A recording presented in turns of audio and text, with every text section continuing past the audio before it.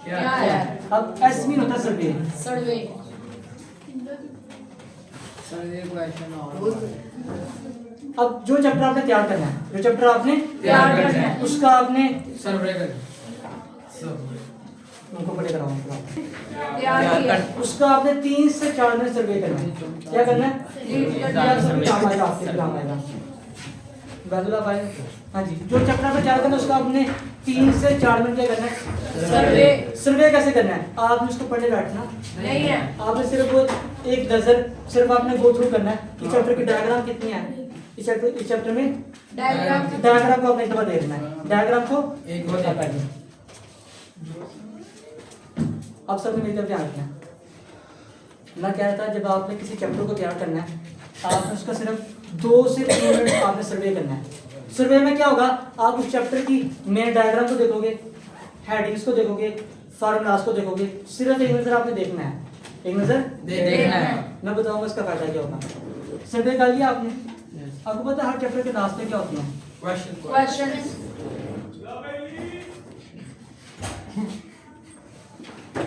हर chapter के last पर क्या होते हैं? क्वेश्चन अभी आपने चैप्टर को पढ़ा नहीं है, आपको चैप्टर के क्वेश्चन को रीड कर लेना है। आपने चैप्टर के क्वेश्चन को रीड करना है, अब जैसे ही आप उस चैप्टर के क्वेश्चन को रीड करोगे, क्या मैं कह रहा हूँ, क्वेश्चन के तो अभी आपने चैप्टर पढ़ा नहीं है, आपको ये कंफर्म हो जाएगा यार इस टॉपिक से रिलेटेड क्वेश्चन मान चुका है। इसका मतलब ये टॉपिक क्या है? मेन ये टॉपिक क्या है? Main. इंपॉर्टेंट है। ये टॉपिक क्या है? इम्पोर्टेंट क्योंकि इस टॉपिक से सवाल अच्छा, इसका मतलब ये नहीं है, मैं पहले बता दूं कि जिस टॉपिक से क्वेश्चन नहीं बना वो इंपॉर्टेंट नहीं है, क्योंकि बोर्ड में तो वही होता है जो आपने तैयार किया होता। नहीं है, क्योंकि आप कहते हो कि पेपर में आना, पेपर में वही आया होता है, पेपर में। तो मैं कह रहा हूँ कि चैप्टर के लास्ट पे जो क्वेश्चन थे, क्या मैं कह रहा हूँ, क्वेश्चन लास्ट पे उन क्वेश्चन को आपने क्या करना है? रीड करने के बाद आपने उसको एक बार आप पहुंचे नीचे, आपको आएगा तो आप पहुंचे नीचे। चैप्टर के लास्ट में जो क्वेश्चन रीड किए थे आपको इतना आइडिया हो जाएगा कि यार इस चैप्टर में कौन कौन से टॉपिक क्या है, इंपॉर्टेंट है। अब अपने चैप्टर को कैसे पढ़ना है। अब आता है 3R, क्या मतलब है इसका? R1 R2 R3 अभी आपने सर्वे किया था, अभी चैप्टर को पढ़ा सिर्फ आपने सर्वे किया था और क्वेश्चन को देखा आप लोगों ने। R1 क्या है? अब आपको चैप्टर को जाके रीड करना है।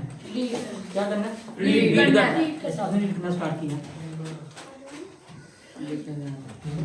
सर वो चैप्टर बहुत लेंथी था, पूरे चैप्टर की बात करें कैसे हम रेडी करेंगे, कैसे रीड करेंगे, कैसे रीड करेंगे। एग्जांपल आपने मेरी नोट करनी है। अगर मैं कहूँ यार ये 50 किलो का वेट है, शिदाल बैठे आप, यस, ये 50 किलो का वेट है और मैं कह दूं कि इसको कह दूं अजीम को कि आप ये 50 केजी का वेट उठा के वहां पर रखे हो, रखने का ये नो 50 केजी का कह रहा हूं।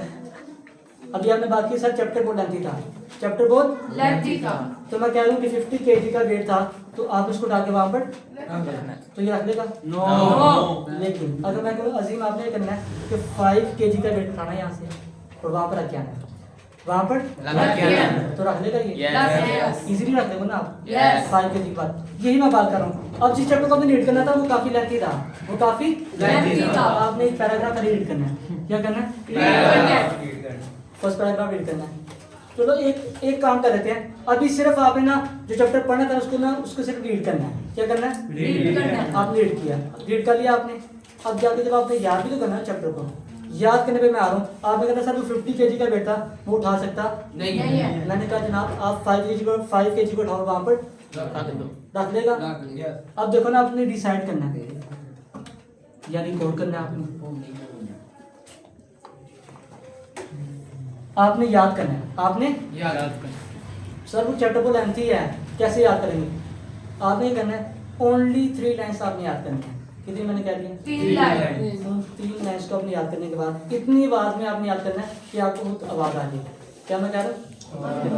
मैं अक्सर कहता हूँ कि इतनी ऊंची आवाज में ना फोन पढ़ना आप लोगों ने कि आपके घर से मुझे फोन आ जाए कि पापा आके फोन कर दें कि इतनी ऊंची आवाज में पढ़ना शुरू कर दें मेरे घर से, तो मलेदार को तंग करना नहीं है। कम से कम इतनी आपकी बात हो कि आपको खुद को आवाज आपने 3 लाइन्स करके याद करनी। क्या मैं कह रहा हूँ?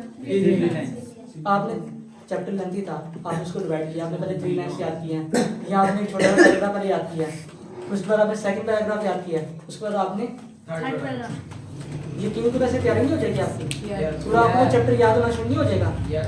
तो आपने याद भी किया, रीड भी किया, सर्वे भी किया, क्वेश्चन भी देखे। अब बारी आ गई है रिवाइज की, क्योंकि साइंस की रिसर्च के मुताबिक अगर आपने कोई काम याद किया है और 24 आवर्स के दौरान अगर आपने उसको रिवाइज भी किया तो वो आपको भूल जाएगा, भूल जाएगा। वो आपको भूल तो रियलिटी की बात करता हूँ। साइंस ये कहती है कि अगर आपने एक काम को याद किया है 24 आवर के दरमियान अगर आपने उसको रिवाइज कर लिया है तो एक रिसर्च के मुताबिक वो 7 डेज तक आपको भूलने वाला नहीं है। फिर आपने 7 डेज 7 डेज के अंदर आपने दोबारा से क्या किया Rice. तो फिर वो अगले 7 डेज तक आपको याद रहने वाला, भूलने वाला नहीं है। वो आपको याद ही रहेगा, वो आपको याद रहेगा। तो रिवाइज आपने करना है। पहली बात हमने की थी, आपने जो चैप्टर याद करना था उसको सर्वे सर्वे किया, फिर आपने उसके क्वेश्चन को रीड किया, Question आपको आइडिया हो गया चैप्टर में कौन कौन सी चीजें क्या हैं। अहम है।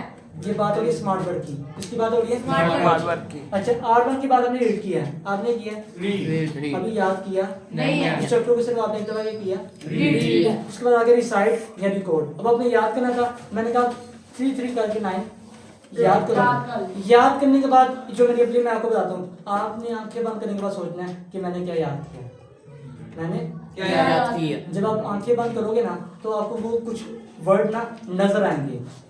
क्या मैं कह रहा हूँ, आपके माइंडसेट में, आपके Mindset. वो वर्ड जो चीजें आपने याद की वो आपको अगर वो आपको नजर आ रही है इसका मतलब आपको याद हो गया है, और अगर आपको नजर नहीं आ रही इसका मतलब आप रट्टे लगा रहे हो। क्या लगा रहे हो? रट्टे लगा रहे हो। फिर इसे तो